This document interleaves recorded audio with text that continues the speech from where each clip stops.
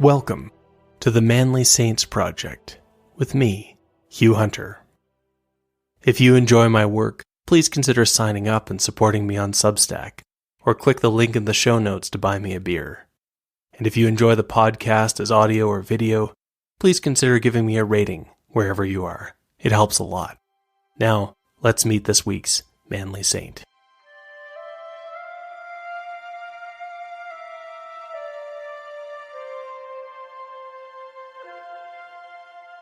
Join me today to meet a saint martyred on the 5th day of Christmas. Name: Thomas Becket. Life: 1118 to 1170 AD. Status: Saint. Feast: December 29th. It was the year 1161, and King Henry II of England was trying to decide who should receive one of the greatest gifts he had to offer. The gift was the king's backing to replace the old Archbishop of Canterbury, the most important clergyman in the Kingdom of England. Henry had a name in mind: Thomas Becket. From Henry's point of view, Thomas Becket was perfect. He was a clergyman, if not a very good or sincere one. Becket was brilliant, trained in civil and canon law, and a quick study at virtually everything else, from siege warfare to diplomacy. And, perhaps most importantly, from Henry's point of view, Thomas Becket owed him. It was certainly true that Becket owed the king a great deal. Young Thomas Becket was born into an England with not one, but two aristocratic systems. Less than 100 years before, England had been conquered by the Normans, and the Norman aristocracy dominated the land. Beneath them, still hanging on in a few places, was the displaced Saxon aristocracy. The Beckets, though, weren't any kind of aristocrats. Thomas's father had been a merchant in London. The only asset that young Thomas Becket had was himself. Tall and slim, with pale skin and an angular face, Becket made an impression on those around him with his quick mind and photographic memory. Eventually, a friend introduced him to Theobald, the Archbishop of Canterbury. Theobald had not gotten where he was without the ability to recognize talent, and after one meeting, he asked Thomas Becket to join his entourage. Suddenly, Becket had the opportunity to find a career in the church. Soon, Becket was a deacon. He studied law, both the canon law that governed the lives and doings of the clergy and religious, and the civil law, which applied to secular people. Becket went to France to study. Soon, he was one of Theobald's most valuable counselors, helping the Archbishop to steer the church through the chaos and weakness of the reign of King Stephen. Then, King Stephen died. Henry Plantagenet, Henry II as we remember him, became king, and immediately began to put the kingdom back into order. Henry knew he needed men to help him do this, and his search for talent led him to Thomas Becket. In the reign of King Stephen, power had flowed out of the monarchy to the feudal lords. King Henry wanted that power back. Thomas Becket would be the perfect man to help him get it. Becket was fearless and intelligent, and best of all, because he was low-born, Becket had no natural allies among the nobility. He would be the king's man. And so it was that at Christmas of 1154, King Henry bestowed on Thomas Becket his first great gift. The merchant's son would be raised above the great lords of the land to become the Lord Chancellor of England. King Henry turned out to have judged well. Thomas Becket was willing to do the hard work to restore order, and bring power back to the king. Becket worked hard, and Henry, for his part, was delighted in his chancellor. At one point, the king even managed to scandalize the court when he returned from a trip and breezed by everyone, including his son, to go and embrace his chancellor and find out how everything was going. Just as King Henry had hoped, Thomas Becket's talents at law transferred into other areas. Henry went to war in Wales and then in France, and Becket raised a contingent of knights and rode with him. Becket wasn't a trained warrior, but it turned out his nimble mind was good for warfare too, and Becket developed an interest in siege warfare. On several occasions, enemy castles were said to be impregnable, until Thomas Becket and his men came along, and the chancellor figured out a way to get in. In time, Henry needed an ambassador to France. Becket led the embassy, traveling in shocking luxury with, as it was rumored, no less than 24 changes of clothes. Chancellor also had an entourage of knights, assistants, horses, war horses, a wagon train with 2 wagons just for carrying ale, fighting dogs, racing dogs, and the mark of a discerning medieval ambassador, a small troop of monkeys trained to sit on the horses and pretend that they were riding. Everyone could see that Thomas Becket was good at being chancellor. He seemed to be enjoying it too, dressing in the fine clothes of his office. Many thought that this was inappropriate for a clergyman, that Becket had abandoned his vocation. Maybe that was partially true, although later details would emerge that suggested that Becket was struggling, spending days in splendor and nights in prayer and meditation. But as far as King Henry was concerned, everything was perfect. Thomas Becket was Henry's man, which made him the best replacement Henry had when Archbishop Theobald died, and it was time to choose a new Archbishop of Canterbury in 1161. Oddly enough, the only person who thought this was a bad idea was Thomas Becket himself. He raised his concerns with the king, but Henry brushed them aside. And so it was that Thomas Becket became Archbishop of Canterbury in 1162, and almost immediately, things began to fall apart. The way the king saw it, he now had his man in the church. But Thomas Becket saw things differently. He suddenly bore the responsibility for the souls of the English and for the church in England. Under that weight, Becket began to change. His life became more careful. He prayed more. His preaching became more serious and more sincere. The new archbishop began to discipline himself in physical ways, wearing an uncomfortable hair shirt under his luxurious clothes. Archbishop Becket was now even more powerful than he had been as a chancellor. He commanded vast areas of land and received feudal oaths of loyalty from powerful aristocrats, like the knight who fought under the sign of the bear, Reginald Fitz-Urse. Archbishop Becket put his new power into building up the church, which was the opposite of what King Henry had been hoping for. And soon, the dispute became concrete in the matter of priests and monks who had broken the law, or as it was called at the time, the question of criminous clerks. A clergyman named Philip de Blois had been accused of causing the death of a knight. Now, since he was a priest, Philip was entitled to be tried in a religious rather than a secular court.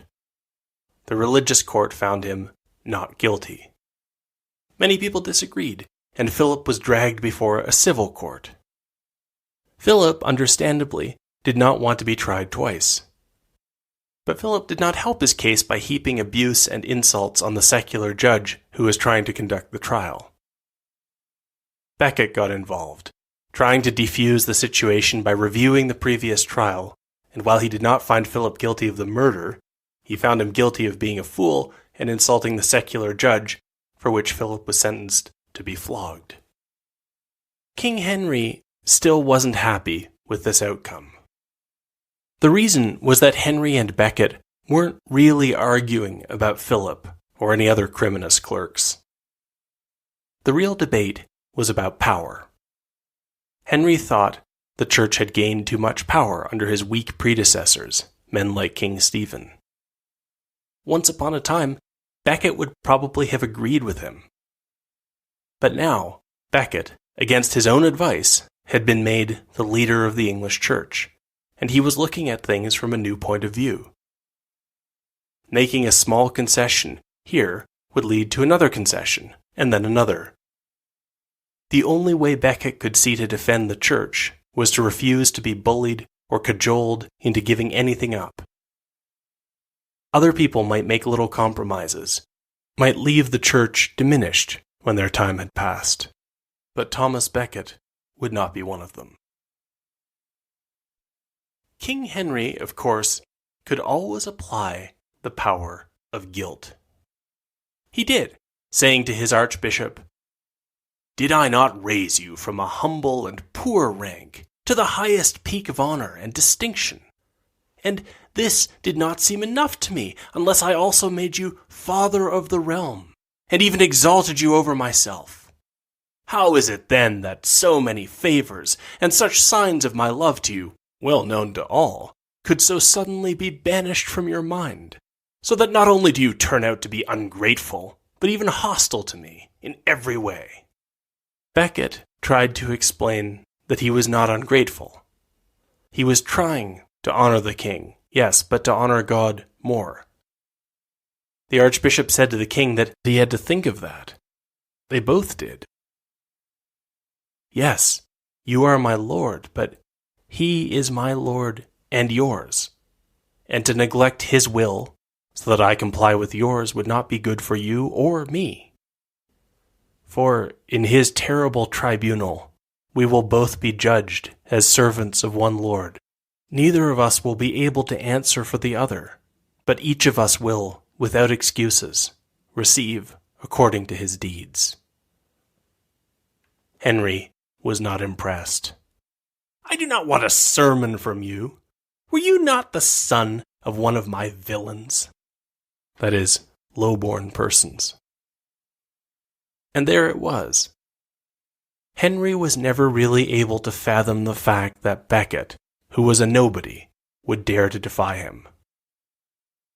The trouble was that Becket was no longer a nobody. He was Archbishop of Canterbury, and although an archbishop might not match a king, he could come close, especially if the archbishop did not stand alone. The more Henry pushed for control of church functions, the more Becket pushed back. Eventually, Becket grew worried enough that he fled England, staying in a monastery in France. The monks had heard of the good life he had enjoyed as a chancellor, and were surprised to meet an archbishop who joined in their ascetic practices, going even further than they did. The effect of Becket's flight to Europe was to involve others in what had been an English dispute. The Pope got involved, as did the King of France. King Henry tried to explain that his archbishop had gone rogue. Becket held his position.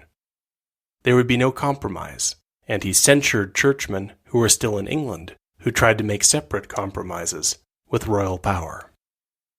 An archbishop could only operate so long from abroad. In time, Becket realized he had to go back. His people felt abandoned, and he came to believe they were right. His friends in England warned him that it was dangerous. As Becket told the Bishop of Paris, "I go into England to die." And so, after spending years in exile, Thomas Becket returned to Canterbury.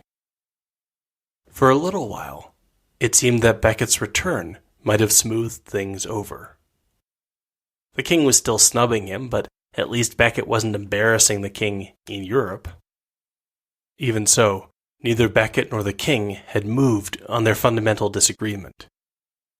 And when Becket made another move to censure some clergymen, and King Henry heard about the decision while he was visiting his lands in Normandy, in the north of modern France, the king exploded in rage and screamed, "A man who has eaten my bread, who came to my court poor, and I have raised him high, now he draws up his heel to kick me in the teeth.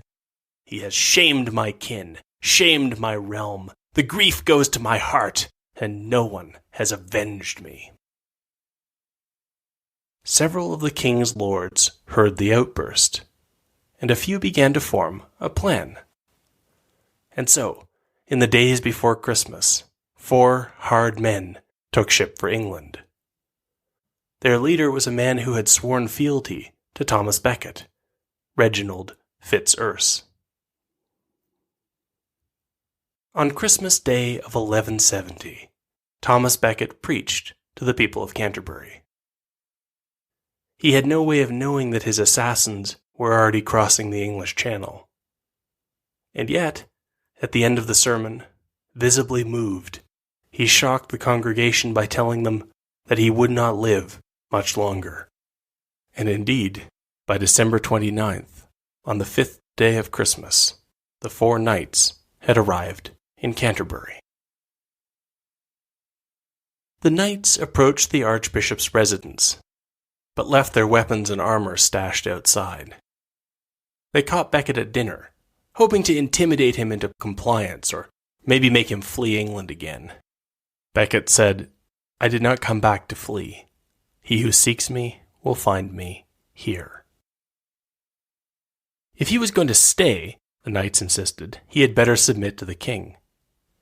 And again, Becket explained that he was not willing to compromise, not even a little bit.